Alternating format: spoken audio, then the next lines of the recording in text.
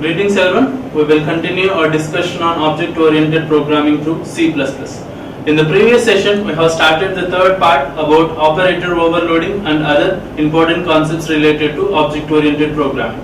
So in this session, we will be continuing about the operator overloading part, that is how to write programs regarding operator overloading.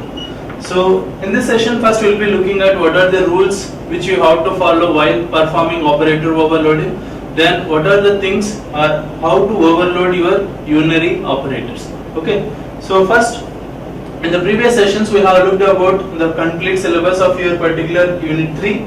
Then I told you about what is operator overloading. Operator overloading is a compile time polymorphism, okay, in which operator is overloaded to perform some basic operations on objects or other user defined data types. So operator overloading is used to overload or redefine most of the operators in C++ to perform operations on user defined data types.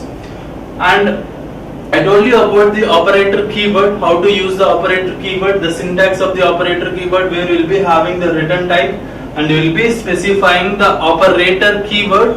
Then I will be specifying the particular operator which I am trying to overload. And after that, inside the function braces will be specifying what are the arguments you have to keep, and inside the body of the function will be writing how to overload the particular operator or the operations which have to be performed on the object.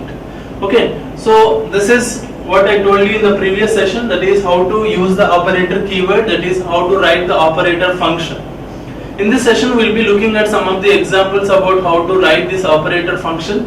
Okay, so before that, I told you about the operator keyword. It will be used to provide extra meaning to your existing operators, and these operator overloaded operators will be used for objects. Okay, so first thing you have to see in this session is regarding the rules of operator overloading. So existing operators can only be overloaded, but the new operators cannot be overloaded. Whatever your C++ provides, only those existing operators can be overloaded. Okay, any new operator which you are trying to define cannot be overloaded in the particular language. Okay, only existing, whatever you have the operator set, those operators can only be overloaded. The second thing is, the overloaded operators at least contain one operand of the user defined data type. Okay, if you are having addition operation, if you want to perform addition operation, either you have to have one basic operand and another one we should be having some user defined operand like object or structure or class. Okay, you have to have one operand as your user defined operand. You can have other operand as a different operand, but at least one operand should be user defined operand. Okay, so the overloaded operator contains at least one operand of the user defined data type. So while performing the operations, you can be having one basic data type, or you can be having, you must be having one user defined data type. Okay, so you can be having both user defined data types as well, but at least one you should be having as a user defined data type. We cannot use friend functions to overload certain operators.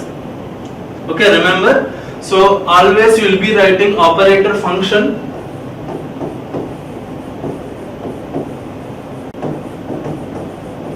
so in the previous session I told you your operator function will be written as either a member function or a friend function. So your operator should always be present as a member function in the public or a friend function. Okay, so when you write your operator function as in friend function, at that time some of the operators cannot be overloaded. Okay, such operators can be overloaded when you write the same thing as a member function. Okay, but while using your friend functions, you cannot be overloading certain set of operators. Okay, this is one rule you have to remember. So we cannot use friend function to overload certain operations. However, the member function can be used to overload those operators. Okay, so if you cannot use the friend function, you can use the general member function to overload the operator. We will be looking at both the types of functions, that is how to overload your operators by using member functions, how to overload the operators by using friend functions. in the further sessions. So these are the basic 3 rules for operator overloading. Apart from this one, we will be having 2 other important things. The first thing is, when unary operators are overloaded through member functions, it takes no explicit arguments. Okay, I think you have the operator function. So we'll be writing the operator function, and after that we will be specifying any operator. Inside that you will be having your arguments. I think this will be your basic operator function. When you write this particular function, so this arguments. So when you are trying to overload unary operators, I think you know what are unary operators. So when you try to overload unary operators, these particular arguments will not be present. That is, you will not be having any explicit arguments. But if they are overloaded by a friend function, it will be taking one argument. So remember, either member function or friend function. So initially we will be looking at mostly the member functions, later on we will be looking at the friend functions. When you go for a member functions, we will not be having arguments for your unary operator overloading, but when you go for a friend function, your particular function will be having one argument. Second case, when binary operators are overloaded, a member function takes one argument, and if they are overloaded through a friend function, it will take 2 arguments. Okay, so when you go for a binary overloading, so if it is a member function, it will take one argument. It is a friend function, it will be taking 2 arguments here. So how we are going to overload these unary operators and binary operators, we will be looking at it one by one. But remember that when you are having unary operators, when you are overloading unary operators, and if you are writing the operator function as member function, then you will not be writing any explicit arguments. But if you are overloading the same unary operator as friend function, okay, at that time we will be taking one argument. Coming to the case of binary operators, if you are writing it as a member function, we will be taking one argument, and if you are writing it as a friend function, we will be taking 2 arguments. So we will be seeing about them in the further sessions. So first in this session we will be looking at how to overload binary operators. Before that, what are the operators which cannot be overloaded in C++? We have to know remember the exceptions very well. So which are the operators which cannot be overloaded in C++? So the operators which cannot be overloaded is your scope resolution operator. I think you should have used your 2 colons. Okay, this is scope resolution operator cannot be overloaded. I think you remember the size of operator, which will return the size of any data type in terms of bytes. So you cannot overload the size of operator, and you cannot overload the member selection operator. That is, you will be using your object dot your function name. So you cannot be overloading this particular member selection operator. Member pointer selection, that is this is not star. I think you will be using member pointer selection, that is arrow operator. You cannot be overloading the arrow operator as well.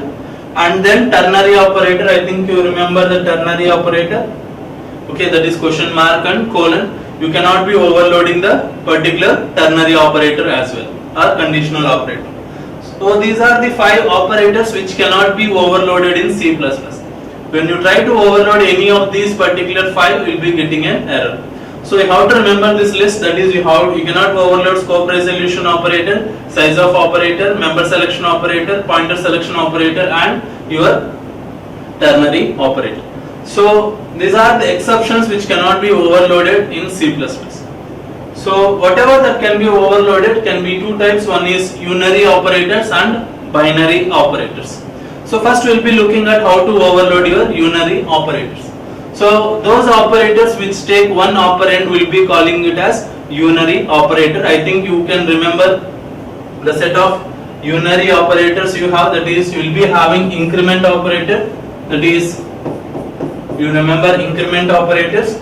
Decrement operator, that is, will be having minus minus, plus plus, where we will be taking only one operand. Such operators will be calling it as unary operator. And also you know the unary minus, which will return your negative value of a number. Okay, so these three things are basically the unary operators you have in C++. You are having other operators like shift operators which will be taking more than one operand. Okay, but you have to remember this, the only set of unary operators you have here is these three, that is increment operators, decrement operator and unary minus. So while overloading unary operators, there are no explicit arguments in operator function. As I told you in the previous slides, while overloading your unary operator, if you are writing the particular operator function as member function, then we will not be specifying any arguments. If you are writing the same operator function as friend function, we have to specify one argument. So since most of the programs which you write initially are member functions, so we will not be writing explicit argument for your unary operator overloading. So we will be looking at the examples of this particular, how to overload your unary operator and how you will be having your operator function to overload your operators. So the first thing is you have here is, so how to overload your unary operator. So to understand this thing, we have written a class, complex number class, and we are having two variables, that is every complex number will be having two variables, that is real number and imaginary number. So this will be present in your complex number class as data. Next I have taken one default constructor. So default constructor, if you see, you are having something like this, real of 0, imaginary of 0. Okay, these are just like real is equal to 0,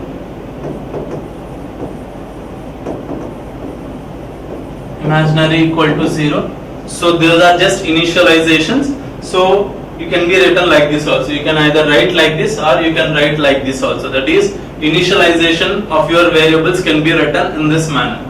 Okay, real of 0, imaginary of 0. Okay, this is the first thing. This is your default constructor, where your constructor doesn't have any parameters. I think you should have remembered your constructors in the previous sessions. So next we have written one parameterized constructor, where it will be taking one real number and one integer number as your argument, and the r, whatever the parameter which is passed from your objects, r will be passed into real and I will be passed into imaginary. That is, you are initializing your real is equals to r and imaginary is equals to I. Okay, imaginary is equals to I. So this is another parameterized constructor, where if you create an object with parameters, those values will be initialized. If you create your objects without parameters, they will be initialized to 0. So those are first two parameters. The second one, that is, these two are your constructors. The third function is your printing function. So what is this printing function is? So I have taken, first what I have taken is, so I am comparing my imaginary number. So first remember here, so this is a conditional operator what I am using. So what I am doing, if imaginary is less than 0, if imaginary is less than 0, I am making it as negative imaginary. Okay, I am making it as negative imaginary, otherwise positive imaginary. Or you understand? If my particular imaginary number, whatever imaginary I have, that value, whatever I have, if it is a negative value, if it is a negative value, that is, if it is less than 0, I am making it as negative imaginary, otherwise I will be making it as positive imaginary. Okay, so that will come as, I am printing it as img, and see how first I am printing the real number, next I am printing the imaginary number. If you see, first I am printing the real number, next if the imaginary is less than 0, I am printing I, then I am printing the j value. So first I am printing the real value, then I am printing the imaginary value. Real plus imaginary value I am printing. So that is just printing the purpose. Next what I have done is, if you see, I have declared your particular overloaded function here. I haven't defined here, just I have declared. If you see, complex number, so that is I am going to return the complex number operator, this is the keyword which you have to specify. As I told you, operator function. So keyword, then I have specified what I have specified? I have specified the minus, that is I am trying to overload the unary minus operator here.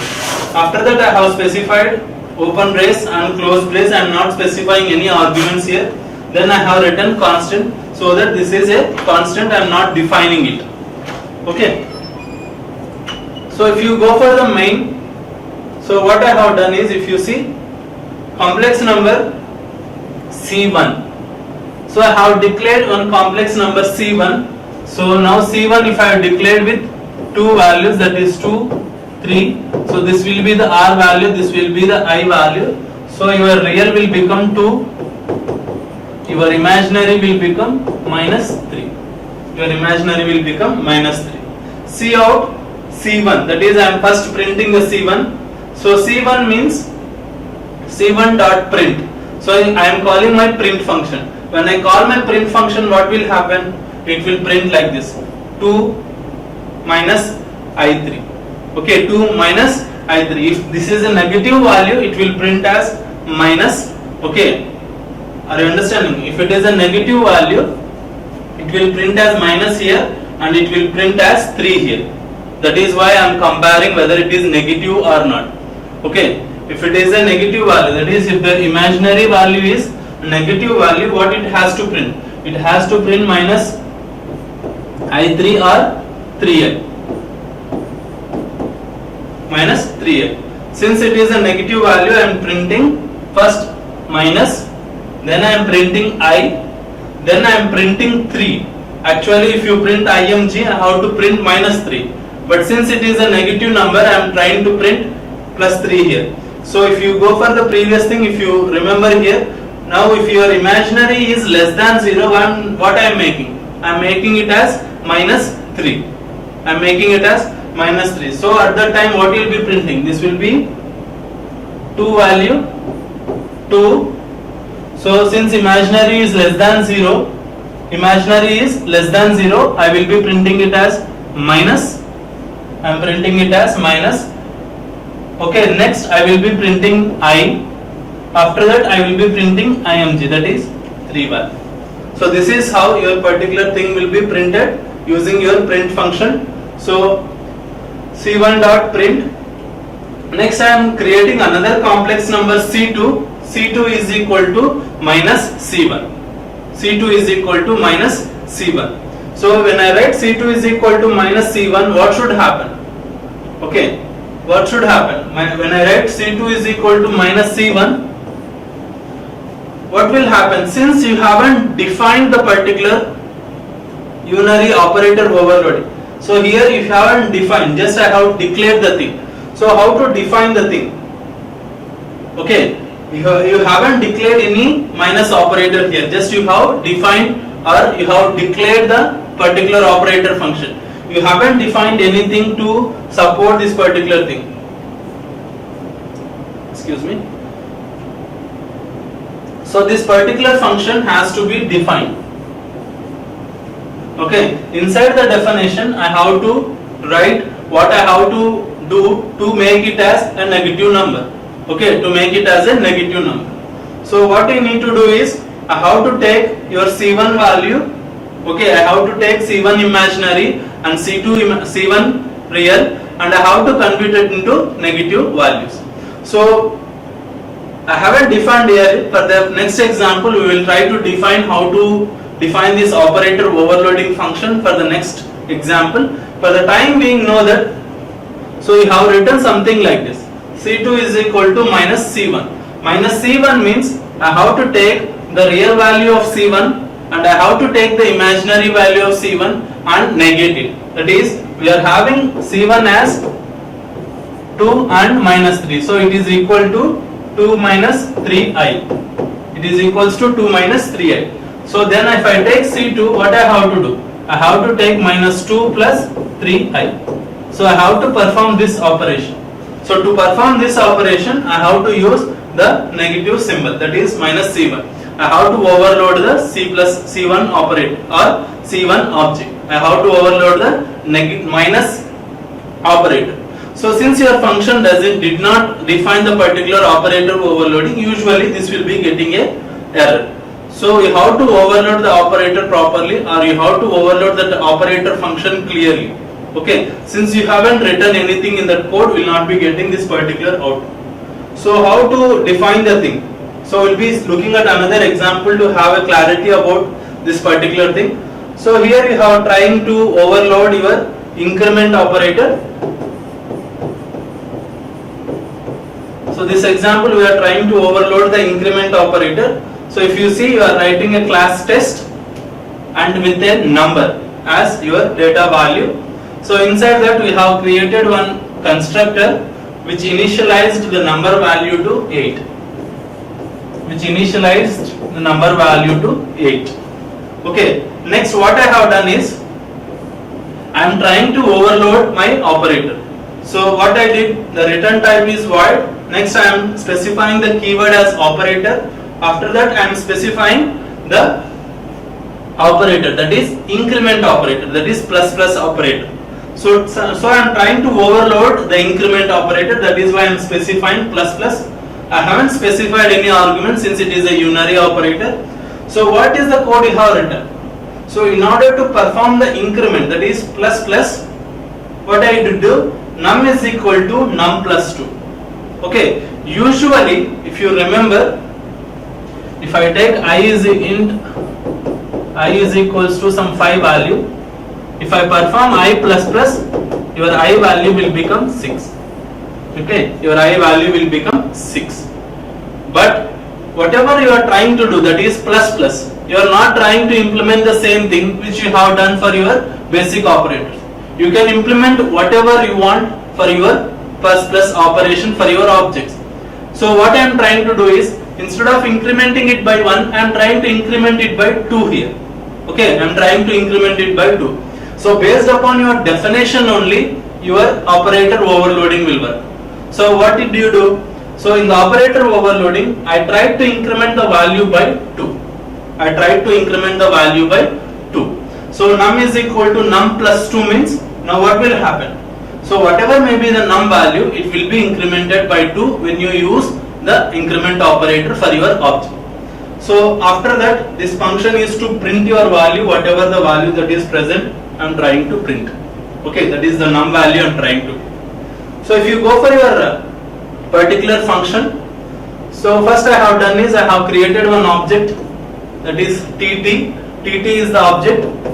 So TT object, what it do? When I create the TT object, it will be calling its particular function, that is your constructor. When I call the TT object, okay, it will call its constructor and it will initialize your num value to 8. Okay, it will initialize the num value to 8. So now your num value will become 8. Num value will become 8. So next I am doing what? Incrementing of my object. Remember, there is a difference between incrementing your num value and there is a difference between incrementing your object value. So now what I am doing? I am writing plus plus t. Plus plus t means I am using your increment operator to an object. So this is what we will be calling it as operator overloading. Okay, where your particular operator we are using for an object. Okay, so we are calling the function this particular operator function. So now what will happen? So based upon the definition whatever you have written, now the num value will become 10. That is, I am trying to increment my num value by 2 times. Okay, so now num value will become 10. So what you have done? Then I have called the print function, that is tt.print. What print will do? It will print the num value. So the output will be 10 value. So what you have to understand as a part of this operator overloading is, okay, so you have to use this particular operator function in this manner, that is I have to specify void operator plus plus, that is what is the operator you are trying to overload. Inside that you have to specify the num values or your particular operator overloading, what you have to do, that you have to specify here. Okay, this is the part of operator overloading. Whenever you want to overload the operators, I have to specify this particular function to overload the operators. And inside the main, you have to work upon those objects. That is, you have to increment your object value. Okay, when you try to work upon that operator on those objects, then only your operator overloading will work. Okay, if you try to increment the num value, it is not a valid thing.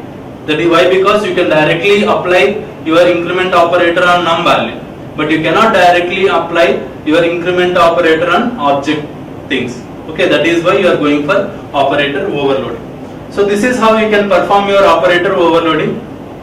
So as you could see, your operator overloading is a compile time polymorphism, and you are writing operator keyword or operator keyword with operator function to overload your operators. And also, as you have seen, when you are overloading your unary operators, you will not be specifying arguments when it is a member function. And in a similar manner, if you look at your particular operator overloading for your unary minus, okay, what is the thing you have to write here to overload your operator? What is the thing you have to write? If I don't want any return value, what I will be doing? I will be writing void. Next, I have to specify what? Your operator, that is the keyword. Then I have to specify, that is I am trying to overload the minus. So open brace and close brace. Next, what I have to do?